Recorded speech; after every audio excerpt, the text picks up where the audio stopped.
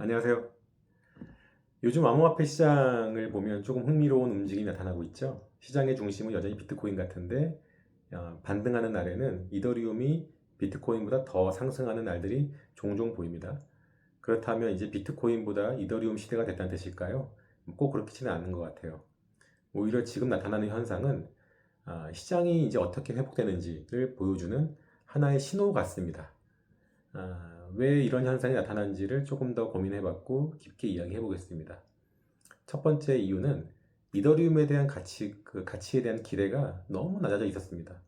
비트코인은 이미 기관들이 가장 먼저 선택하는 이제 디지털 자산이 됐는데요. 이더리움은 지난 몇 년간 동안 계속 의구심을 받아왔어요.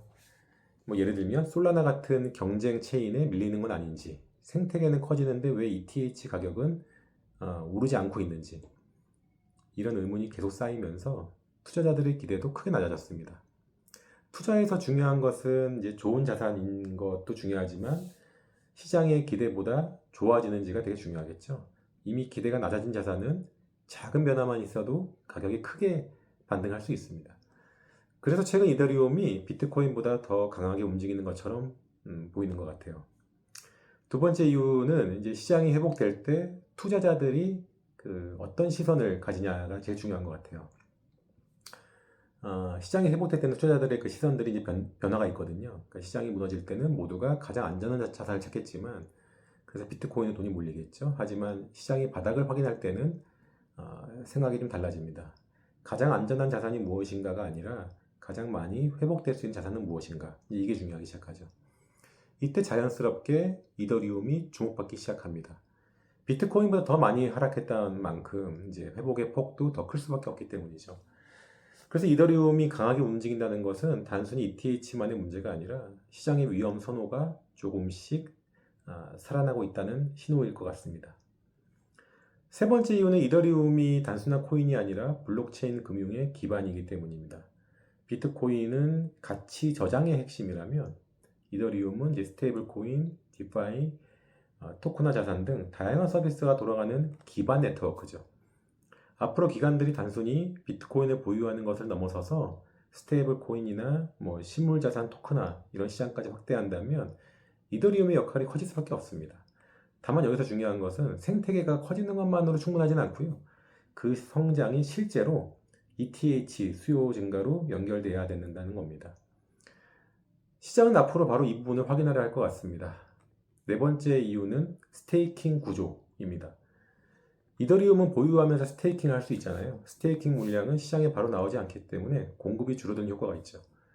만약 이 시점에 새로운 자금이 들어온다면 가격은 예상보다 더 빠르게 움직일 수 있습니다.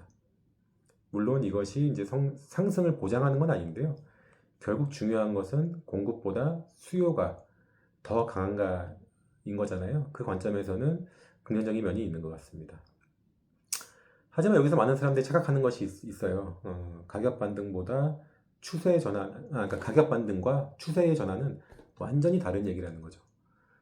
최근 이더리움이 며칠 강했다 그래서 바로 상승장이 시작된다고 보기는 어렵습니다. 진짜 중요한 것은 저는 세 가지를 꼽는데요. 첫 번째는 ETH, BTC 비율이 다시 상승하기 시작하는지, 두 번째는 ETF 등 실제 자금이 지속해서 꾸준히 유입되는지, 세 번째는 네트워크의 활동 증가가 실제 ETH 수요 증가로 이어지는지, 이 세 가지가 중요할 것 같아요.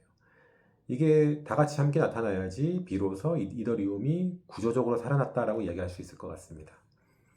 결국 지금 이더리움이 먼저 움직이는 이유는 비트코인보다 더 좋은 자산이라서가 아닙니다. 그동안 많이 기대치가 하락했고 또 시장은 항상 가장 강한 자산보다는 가장 많이 오를 가능성이 있는 자산을 먼저 찾기 시작하기 때문입니다. 그래서 지금 이더리움의 움직임은 단순한 가격 상승이 아니라 투자자들의 위험 선호가 조금씩 살아나는지를 보여주는 중요한 신호라고는 볼 수 있을 것 같아요.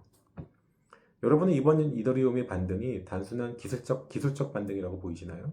아니면 새로운 상승장의 시작이라고 보이시나요?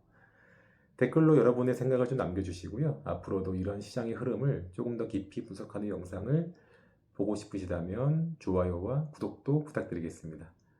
지금까지 심심한 철훈이었습니다. 감사합니다.